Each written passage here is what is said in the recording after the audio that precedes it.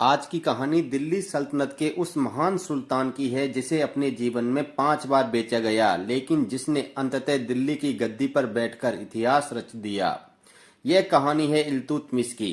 इल्तुतमिश इलवरी जाति का तुर्क था। उसके पिता का नाम इल्म खां था। बचपन से ही वह अत्यंत सुंदर, तेजस्वी और बुद्धिमान था, किंतु उसके इन्हीं गुणों से ईर्ष्या करके उसके भाइयों ने घुड़दौड़ के एक अवसर पर उसे एक दास व्यापारी को बेच दिया। यह उसके जीवन की पहली बिक्री थी।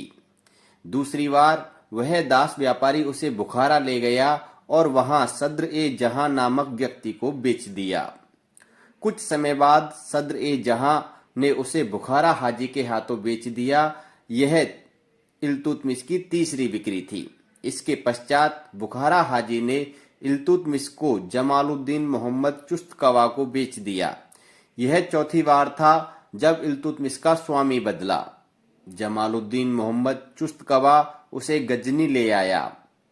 वहां मोहम्मद गौरी ने उसकी असाधारण प्रतिभा को पहचानते हुए उसे खरीदने के लिए ऊंची बोली लगाई, पर व्यापारी ने उस मूल्य पर बेचने से इनकार कर दिया। इससे क्रोधित होकर गौरी ने गजनी के बाजार में इल्तुतमिश की बिक्री पर रोक लगा दी। इसके बाद चुस्तकवा उसे दिल्ली ले आया।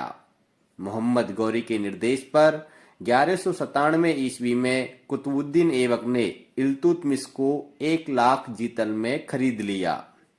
यह उसके जीवन की 5वीं और अंतिम बिक्री थी।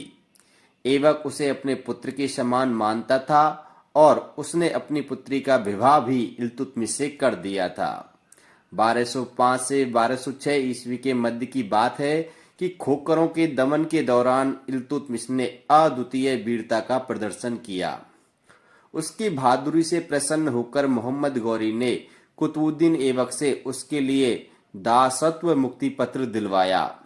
इसके बाद इल्तुतमिश ने सर ए जहांदार, अमीर ए शिकार, अमीर उल उमरा तथा बदायूं के इक्तादार जैसे महत्वपूर्ण पदों पर कार्य किया।